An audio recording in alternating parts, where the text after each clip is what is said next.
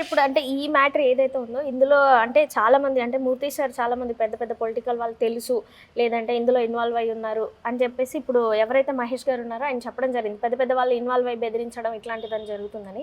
దీని మీద మీ స్పందన ఏంటి? సో మూర్తి గారు ఆయనకి పెద్ద పెద్ద వాళ్ళు తెలుసు అంటే చాలా పార్టీల్లో ఆయనకి పెద్ద పెద్ద పరిచయాలే ఉండి ఉండొచ్చు.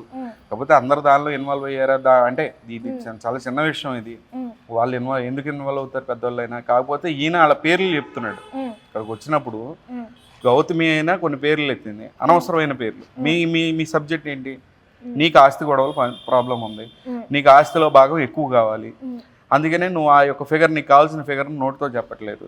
సో ఈ ఇష్యూస్లో పెద్దోళ్ళు రారు. మెయిన్గా దీన్ని ఇన్ఫ్లుయెన్స్ చేస్తుంది. ఒకవేళ ఆయన ఏమైనా హెల్ప్ తీసుకుని ఇన్ఫ్లుయెన్స్ చేస్తున్నాడు ఏంటి అనేది తెలియదు. ఎందుకంటే ఇది మన మీడియా ద్వారా అయినా సరే వాళ్ళు తెలుసుకొని దూరంగానే ఉంటారనేసి మనం ఈ యొక్క విషయాన్ని చెప్తున్నాం. మూర్తి గారు ఏంది చాలా పెద్ద పెద్ద పేర్లు వాడుతూ ఉన్నాడు. వాడి తర్వాత ఎమ్మటే వార్నింగ్ ఇస్తున్నాడు, చూస్తా నేను కూడా చూస్తాను అంటూ ఉన్నాడు. ఎమ్మటే మళ్ళీ ఈ స్టేట్మెంట్స్. సో ఇదంతా కూడా ఒక బ్లాక్మెయిల్ ప్రొసీజర్లో జరుగుతుంది. మనం మొదటి రోజున ఏం చెప్పాము, మీడియా దగ్గరికి వచ్చినప్పుడు ప్రాపర్ కాజ్ లేదు దీనికి. ప్రాపర్ కాజ్ లేకుండా దీన్ని ఇట్లా ఎలివేట్ చేసుకుంటూ వచ్చింది గౌతమి చౌదరి.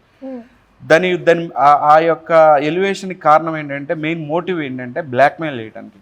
ఎందుకనంటే ఇట్లా కనుక చేసి బద్నాం చేస్తే, వాళ్ళ యొక్క పరువు ప్రతిష్టలకు దెబ్బతీస్తే, బెదిరిస్తే, లేదంటే ఇది ఎక్స్పోజ్ చేస్తా. ఇప్పుడు మనుషులు అన్న తర్వాత రకరకాలుగా ఉంటారు. ఆయనకి ఏం అలవాట్లు ఉన్నాయి, ఆయనకు ఏమి లేవు అంటున్నాడు. ఓకే, కావాలంటే టెస్ట్ చేసుకోండి అని కూడా ఆయన చెప్పడం జరిగింది. సో ఆయన ఎక్కడో ఎవరితోనో మాట్లాడుతున్న వీడియోలు, లేదంటే అవి తీసుకొని వచ్చి వాళ్ళకి సంబంధం ఉంది, హీరోయిన్ల పేరు ఎత్తి ఎక్కడో బిగ్ బాస్లో ఉన్న రీతు చౌదరికి సంబంధించి అనవసరమైన స్టేట్మెంట్స్ చేసి అక్కడ ప్యానిక్ అవ్వడానికి కారణం అయ్యి ఈ రకమైన సొసైటీలో ఏంటంటే ఈ రకమైన ఒక దాన్ని ఏమంటారు, ఒక కన్ఫ్యూజన్ని క్రియేట్ చేసి, ఇది మెయిన్ మోటివ్ ఏంటంటే బ్లాక్మెయిల్. చివరికి వీళ్ళు నా కాళ్ళ దగ్గరికి వస్తారు, ఎదురుగా మాట్లాడిన గొంతులు ఎవరన్నా లేతి నువ్వు చేసేది తప్పు అన్నప్పుడు వాళ్ళని చంపిద్దాము అనే క్లియర్ మోటివ్ ఉంది.